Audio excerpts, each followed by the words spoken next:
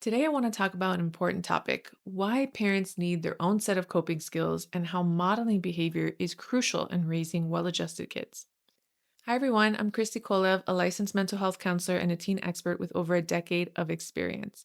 Let's dive into today's topic. So, why do parents need their own skills? Well, first, parenting is hard. Parents need skills to manage their own emotions effectively so they can be effective parents. We don't want you walking around constantly stressed and emotionally drained. That's not going to help anyone. Secondly, as parents, we often expect our kids to manage their emotions and their behaviors effectively. But how can we expect them to do something that we struggle with ourselves? It's important to recognize that we need to model the behavior we want to see in our kids. Kids mostly learn by observing. If they see us handle frustration, anger, or disappointment with calm and composure, they're more likely to do the same. They are watching and learning from us all the times. And sometimes the very behavior that parents don't like in their children is learned from them.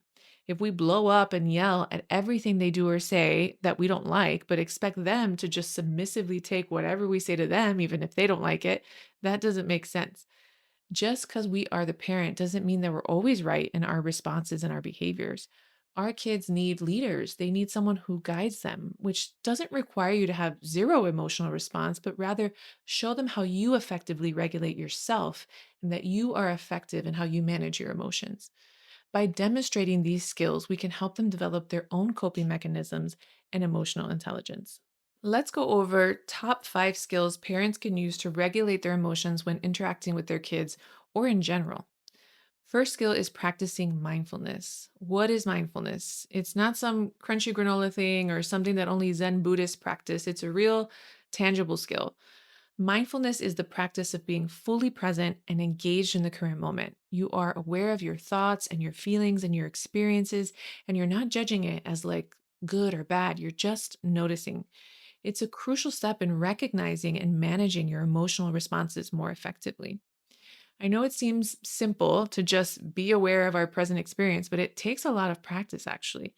We are more often than not used to being very mindless. Like, think about you're driving your car and being so lost in thought that you don't remember how you even got home. Or doing two things at once, like eating and watching TV or eating and scrolling through our phone, right? We're hardly ever just fully present and engaged in what we're doing or what we're feeling.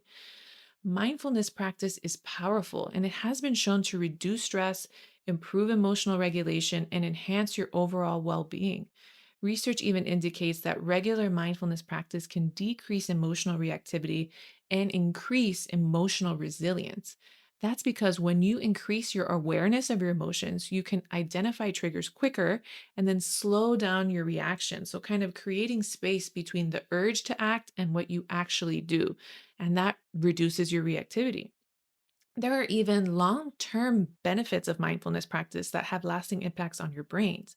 So, research has shown increased activity in your prefrontal cortex, reduced amygdala activity, and neuroplasticity or building new neural pathways. So, essentially, the more you practice being calm, observant, and neutral, the better your brain gets at it. Let's talk about some simple ways you can practice mindfulness. So, first, mindful breathing.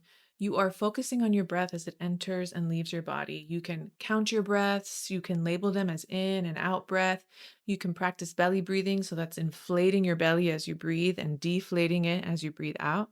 And remember, if your mind wanders, try to gently bring back your attention to your breath, and your mind will wander.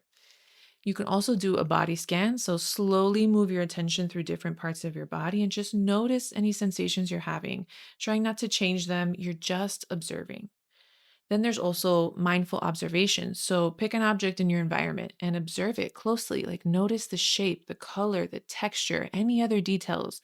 Put your full attention on it. Use all your senses. And it can be anything like an object in your home or going outside and observing nature.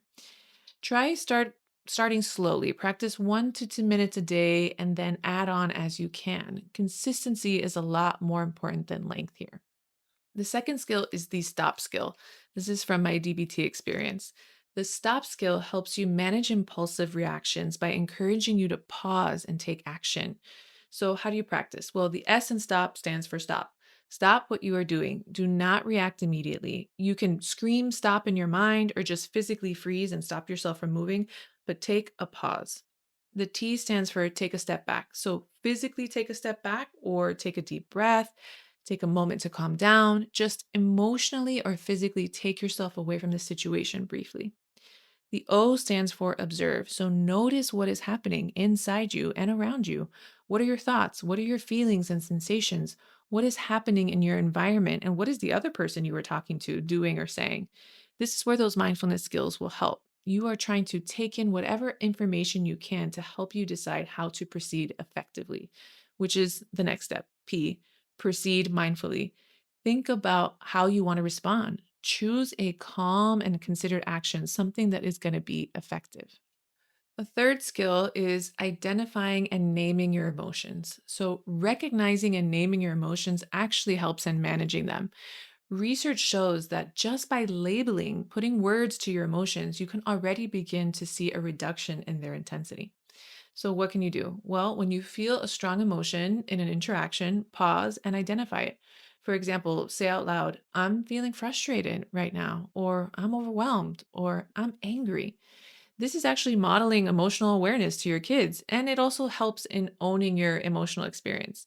Yes, your kid might have triggered you or influenced the emotions you're feeling in that moment, but it is your responsibility to regulate them, and that's what we want to show them. So after you label your emotion, you can always follow it up with what you're going to do to manage that emotion or regulate that emotion. Like, I'm going to take a few deep breaths, or I need a moment to gather my thoughts. Another way that you can identify emotions is by communicating with I statements, which helps you express your feelings without blaming or criticizing your kid, which can reduce defensiveness and tension, which all of those things usually lead to more escalated emotions, which is what we're trying to avoid. So, how you can practice instead of saying, you never listen, you can say, I feel frustrated when I don't feel heard. This shifts the focus to your feelings and it opens the door to a more constructive conversation. A fourth skill is self compassion. Showing compassion to yourself helps maintain emotional balance and resilience. Acknowledging that parenting is really hard and that it's okay to make mistakes can reduce your self criticism or your inner critic and reduce your stress level. Dr. Kristen Neff has done so much research on self compassion and its effectiveness. She also has tons of different practices on her website that you can follow. I will link that in the description below. But essentially, what self compassion is in practice is when you make a mistake or something hard is happening, acknowledge the emotion and the difficulty. Remind yourself that this is part of the human experience. Struggling and suffering is human, and you are not alone in it. Then treat yourself with the same kindness and understanding that you would offer to a friend in that situation. So you might tell yourself, you're doing the best you can, and it's okay to be imperfect. A fifth skill you can use is regular self care. Taking care of yourself physically, emotionally, and mentally really helps you stay balanced and better equipped to handle parenting challenges. When we take care of ourselves physically, we reduce our emotional vulnerability. So we're less likely to have intense emotional reactions when we are taking care of ourselves. So, schedule regular self care activities such as exercise, taking care of medical issues, hobbies, relaxation, or socializing with friends. Make self care a priority to recharge and maintain your emotional health. I know this might be hard to find time in your schedule if you have really busy lives or you have several kids, but you can start small. What's important is the intention behind what you're doing. It's doing something for yourself. It can be small, pleasant activities that bring you joy for a couple minutes a day, just like sitting outside with a cup of coffee for 5 minutes. Or maybe it requires scheduling it into your daily routine, right? Scheduling it in between your daily responsibilities to dedicate some time to taking care of yourself. So put it on your calendar. Remember, these skills are not only beneficial for you and your own mental health, but modeling behavior to your kids. By demonstrating how to handle emotions and challenges, you are teaching your kids invaluable life skills. Thank you so much for watching this video. If you found it helpful, please don't forget to like and subscribe and share it with other parents. And if you try any of these skills, let me know how it goes. Or if you have some other skills that work for you well, feel free to leave them in the comments below. I'll see you in the next one. Bye.